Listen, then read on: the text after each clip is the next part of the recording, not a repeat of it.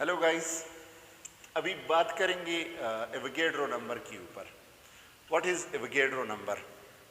पहले इसकी डिफिनीशन के ऊपर बात कर लेते हैं कि एवोगैड्रो नंबर किसे कहते हैं। ये एक नंबर है कितने तादाद का। हम कहते हैं कि Avogadro number this is actually the number of particles in 1 mole of a substance that is called Avogadro number।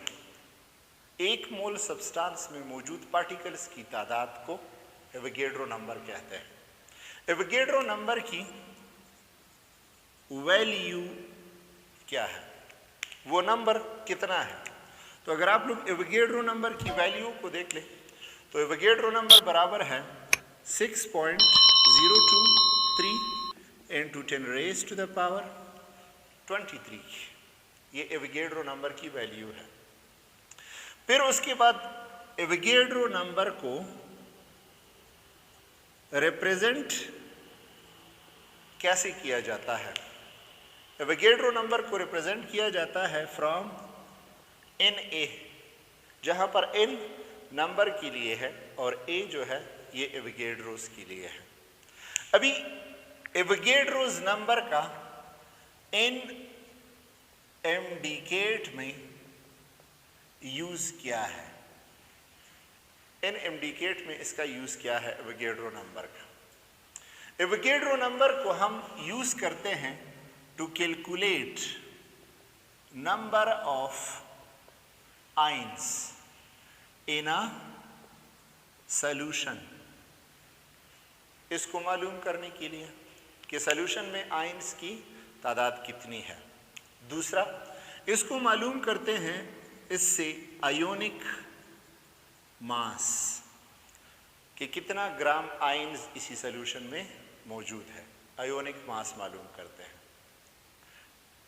अभी नंबर ऑफ आयंस को कैसे कैलकुलेट किया जाता है? नंबर ऑफ आयंस को कैलकुलेट करने के लिए हम ऐसे करते हैं कि फॉर्मूला है given ionic mass divided by ionic mass multiplied by Avogadro number. मतलब आपको कहे कि यहां पर 10 ग्राम हाइड्रोजन आयंस मौजूद है, 10 ग्राम हाइड्रोजन आयंस मौजूद है, तो आयंस की तादाद बताओ कितने आयंस मौजूद है। यहां पर इस फॉर्मूला का इस्तेमाल करेंगे हम। अभी आपको कहे कि मुझे आयोनिक मास की कितने ग्राम आयंस मौजूद है, कितने ग्राम आयंस मौजूद है अंदर, तो उसके लिए आपके पास दो चीजों का होना जरूरी है। वो क्या चीज है? वो है नंबर ऑफ आयंस कि उसकी तादाद आपको पता हो, आयंस का जो मोलर मास कह लीजिए उसका आपको पता हो कितना है आयंस का मोलर मास, और डिवाइडेड बाई एवोगैड्रो नंबर। ये दूसरा फॉर्मूला हो गया है।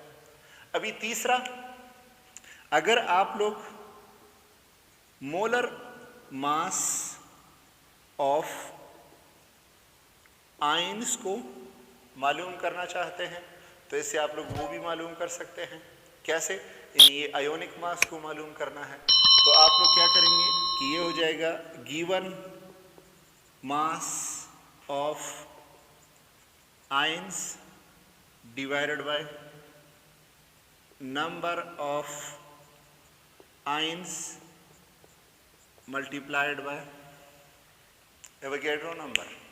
तो आप सॉल्यूशन के अंदर आयंस की तादाद, इसके साथ साथ आयन का वजन कि कितने ग्राम सॉल्यूशन में ये आयन मौजूद है, और उसके साथ साथ आयंस का मोलर मास, ये तीनों इसी एवोगैड्रो नंबर से आप लोग बड़े आसानी से मालूम कर सकते हैं।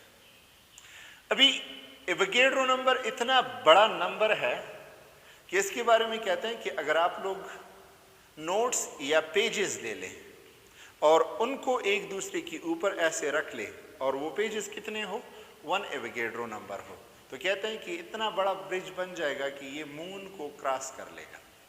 ये इतना बड़ा नंबर है एवोगैड्रो नंबर।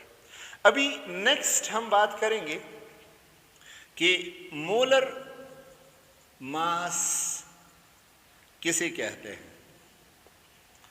मोलर मास किसे कहते हैं, याद रखिए कि मोलर मास को डिफाइन कैसे करेंगे आप लोग। हम कहते हैं किसी मॉलिक्यूल में मौजूद सारे एटम्स, उनकी वजन को अगर आप लोग सम अप कर लें तो उसको कहा जाता है मोलर मास। तो कैसे डिफाइन करेंगे मोलर मास को कि व्हाट इज मोलर मास, तो ये हो जाएगा क्या चीज, this is actually the summation of atomic masses of all atoms in a molecule is called molar mass. Molar mass को कैलकुलेट कैसे किया जाता है, मोलर मास को कैसे कैलकुलेट करेंगे।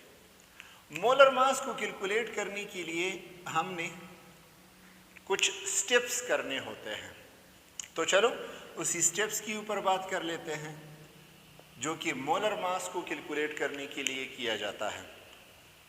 सबसे पहला स्टेप, जिस सब्सटेंस की मोलर मास को कैलकुलेट करना है आपने, तो पहले स्टेप में आप उसी सब्सटेंस का केमिकल फॉर्मूला लिखेंगे। तो पहला स्टेप क्या होगा, आप लोग लिखेंगे उस सब्सटेंस का केमिकल फॉर्मूला।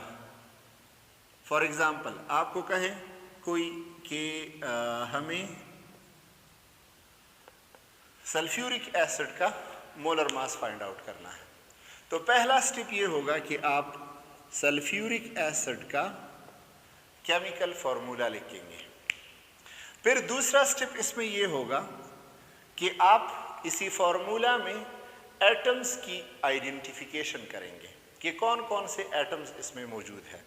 तो सेकंड स्टेप है क्या चीज, आइडेंटिफिकेशन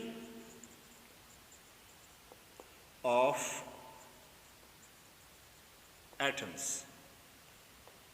गौर कर लीजिए सल्फ्यूरिक एसिड में कौन कौन से एटम्स हैं, इसमें एक है हाइड्रोजन, दूसरा है सल्फर और तीसरा है ऑक्सीजन। थर्ड स्टेप में क्या करना है, थर्ड स्टेप में इन सारे एटम्स की एटॉमिक मासेस निकालने होते हैं। तो फिर यहां पर क्या करेंगे हम, एटॉमिक मासेस को हमने कैलकुलेट करना होता है। कैसे, पहले मैं लिख लेता हूं हाइड्रोजन, सल्फर और ऑक्सीजन। जरा देख लीजिए सल्फ्यूरिक एसिड में हाइड्रोजन की तादाद 2 है, लिहाजा मैं इसकी तादाद लिखूंगा मल्टीप्लाइड बाय हाइड्रोजन का एटॉमिक मास 1, तो इससे आ जाएगा 2। फिर उसके बाद सल्फर की तादाद सल्फ्यूरिक एसिड में 1 है और इसके साथ मैं मल्टीप्लाई करूंगा एटॉमिक मास, तो इससे क्या आ जाएगा 32 आ जाएगा। फिर थर्ड स्टेप, ऑक्सीजन की तादाद कितनी है सल्फ्यूरिक एसिड में, 4 है, लिहाजा मैं यहाँ पर 4 को मल्टीप्लाई करूँगा ऑक्सीजन की एटॉमिक मास को, तो यहाँ से आ जाएगा आपके पास 64। अभी इन सारे एटॉमिक मासेस को आप लोगों ने एक दूसरे के साथ प्लस करना है, तो इससे आप लोगों के पास आ जाएगा 98 आ जाएगा। अभी नेक्स्ट स्टेप में क्या करना है हमने कि इसी मास के साथ आपने पुट करना होता है यूनिट को, तो अभी यूनिट पुट कर लेते हैं,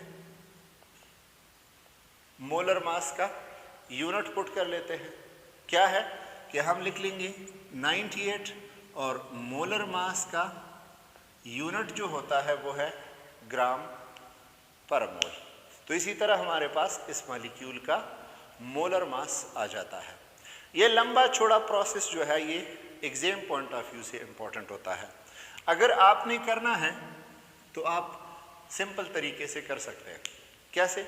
सल्फ्यूरिक एसिड को मालूम करना है आपने, तो यहाँ पर पहले क्या होगा, हाइड्रोजन उसकी तादाद, हाइड्रोजन की तादाद लिखी मल्टीप्लाइड बाय हाइड्रोजन का एटॉमिक मास प्लस सल्फर की तादाद लिख लीजिए मल्टीप्लाइड बाय उसका एटॉमिक मास 32। फिर उसके बाद प्लस कर लीजिए क्या चीज़, ऑक्सीजन एटम की तादाद मल्टीप्लाइड बाय एक ऑक्सीजन का एटॉमिक मास। इससे आ जाएगा आपके पास 98 ग्राम पर मोल, 98 ग्राम पर मोल आप लोगों के पास इसका मास आ जाएगा। तो ये एक आसान तरीका है इसका कि atomic mass multiplied by number of atom plus atomic mass multiplied by number of atom plus atomic mass multiplied by number of atoms. तो इन सब को प्लस कर लीजिए, आपके पास मोलर मास आ जाएगा। इंशाल्लाह नेक्स्ट वीडियो में हम केमिकल इक्वेशन के ऊपर बात करेंगे कि केमिकल इक्वेशन होता क्या है और उसको कैसे लिखा जाता है, किस को आप केमिकल इक्वेशन कहेंगे और किस चीज़ को, कौन सी रिएक्शन को आप लोग केमिकल इक्वेशन नहीं कहेंगे, इसके ऊपर बात करेंगे। Thank you so much.